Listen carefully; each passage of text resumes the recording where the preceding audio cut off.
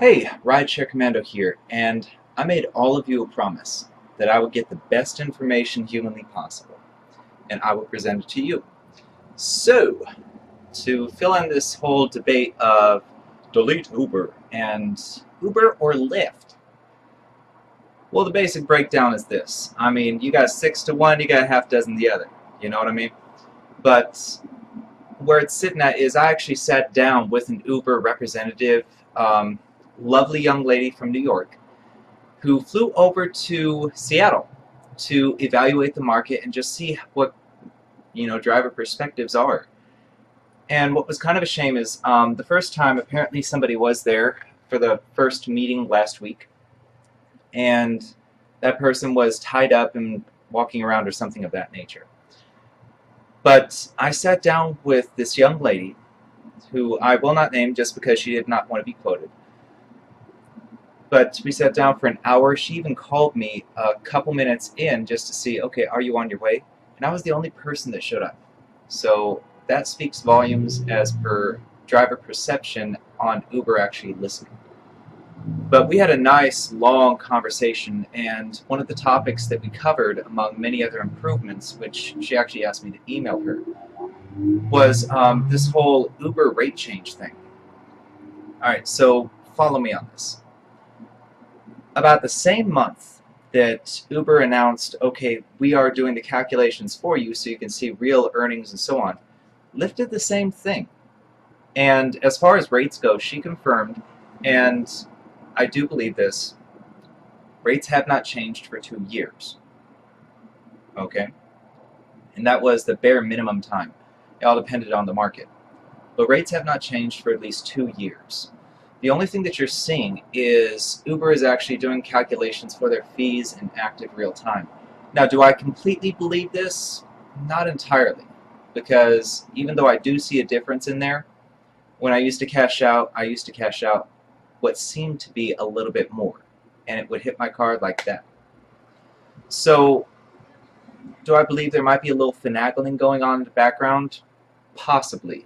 But it's barely enough for me to notice, and I wouldn't have noticed it unless I had been looking very closely. And again, it might just be a systematic thing where it just has been that way. You're just seeing a different viewpoint. So do I believe that we should delete Uber? I do not believe that, and I do not endorse that message. Reason being is the markets have not changed terribly. Now, if you do notice a change in your market, one, get some other drivers together and host a strike.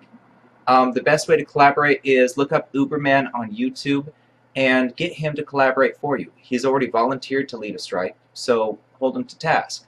Hold him to his word. One thing you can also do too is sit down with them. Show them, okay, go to one of their meetings or go to their local office. If you call in the call center, they will refer you to the local office because the call center has no power whatsoever. They're just basically a message relay point. And they can bring certain things to certain people's attentions in a case of an emergency. So call center, it's pretty much out, but if you don't know where the nearest office is for Uber, call the call center. Spend half an hour on the phone and then go there. And bring your pay statement, bring screenshots, bring something.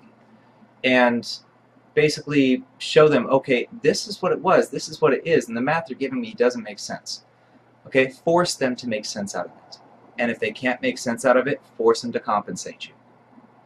If enough people do this, they're going to back down.